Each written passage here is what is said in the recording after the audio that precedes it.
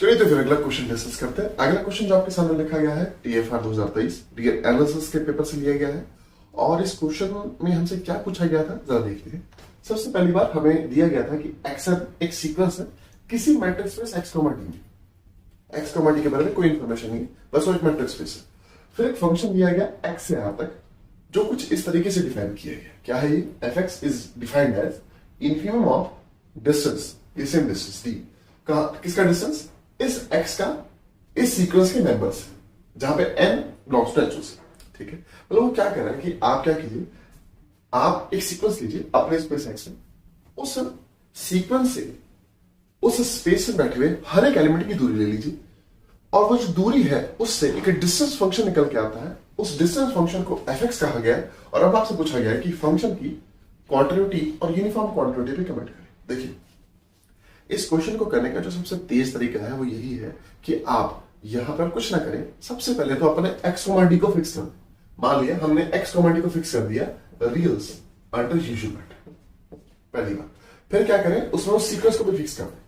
और अब सबसे आसान सीक्वेंस जो जानते हैं हम क्या लेने वाले हैं, कांस्टेंट सीक्वेंस लेने वाले 1 1 1 एंड सो ऑन, ठीक है, ये लेते हैं।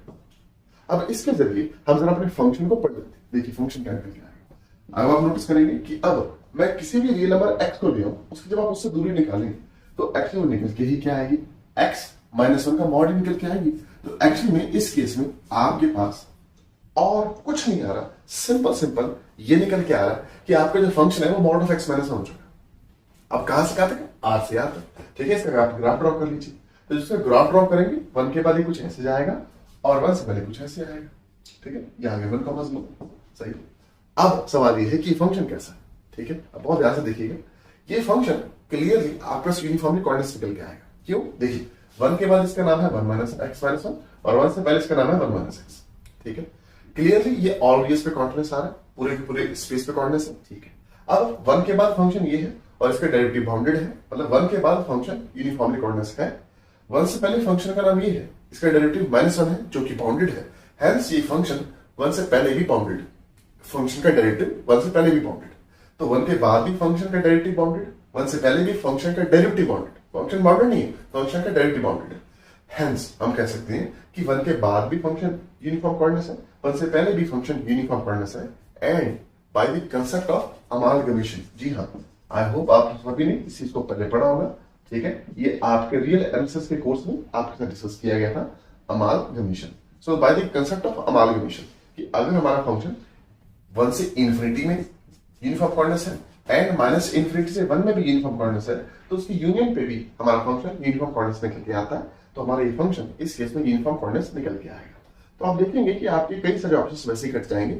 सबसे पहले हम बी ऑप्शन को देखते हैं। बी क्या कहता है, f कोऑर्डिनेट्स तो होगा ऑन x पे but not necessarily uniform coordinates, तो बी कट गया, ये तो यूनिफॉर्म कोऑर्डिनेट्स आ रहा है। सी कहता है f is coordinates on x if and only if x is compact. बिल्कुल भी नहीं, हमारा जो स्पेस है कॉम्पैक्ट तो है नहीं, लेकिन फिर भी फंक्शन कोऑर्डिनेट्स आ रहा है, तो सी भी कट गया। डी कहता है none of the remaining 3 options is correct और ए कहता है f is uniform coordinates on x। Clearly यहाँ पे f यूनिफॉर्म कोऑर्डिनेट्स आ रहा है, जिससे हमें पता लगेगा कि इस केस में हमारा ए ऑप्शन बिल्कुल ठीक निकल के आएगा। वी पॉसिबली हो कि ये क्वेश्चन भी आपको अच्छे से समझाया होगा। अब हम आगे चलते हैं और अगले क्वेश्चंस को डिस्कस करते हैं।